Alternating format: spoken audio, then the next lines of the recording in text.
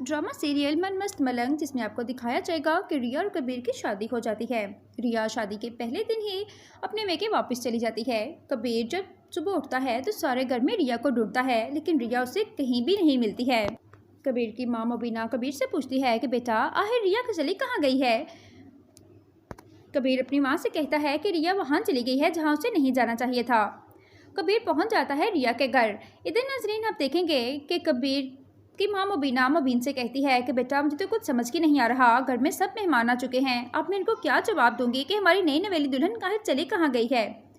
कबीर जब रिया को लेने के लिए उसके घर जाता है तो अस्मा रिया से कहती है कि रिया, जो काम तुमने आज किया है उससे हमारा सर फहर से बुलंद हो चुका है।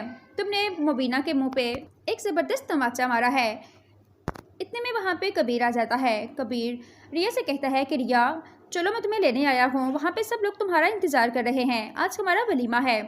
तो रिया फिर वहाँ पे खामोश रहती है, लेकिन अस्मा कहती है कि रिया तो गई ही इसलिए थी तुमसे शादी करके, ताकि वो शादी के दूसरे दिन की मेके वापस आ सके। ये बात सुनकर कबीर भी परेशान हो जाता है कि आखिर इस बात का क्या मतलब है। तो फिर वहाँ पे सिकंदर कहता है कि कबीर, हम चाहते हैं कि तुम रिया को तलाक दे दो और उसे इस रिश्ते से आज़ाद कर दो। ये बात सुनते ही कबीर के पांव तले ज़मीन ही निकल जाती है। वो रिया, जिससे वो बेइंतहा मोहब्बत करता था और उसे शादी करके अपना भी चुका था, अब उसका भाई से तलाक की बात कर रहा है। तो कबीर रिया से पूछता है, क्या तुम यही चाहती हो कि तुम्हें तलाक दे दूँ। तो रिया भी कबीर से कहती है, हाँ मैं यही चाहती हूँ कि तुम मुझे तलाक दे दो, मैं तुम्हारे साथ नहीं रहना चाहती।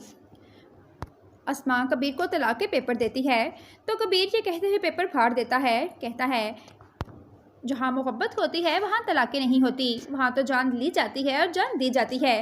ये कहते हुए कबीर तलाक के पेपर फाड़ देता है और वहाँ से वापस आ जाता है। रिया बहुत परेशान होती है।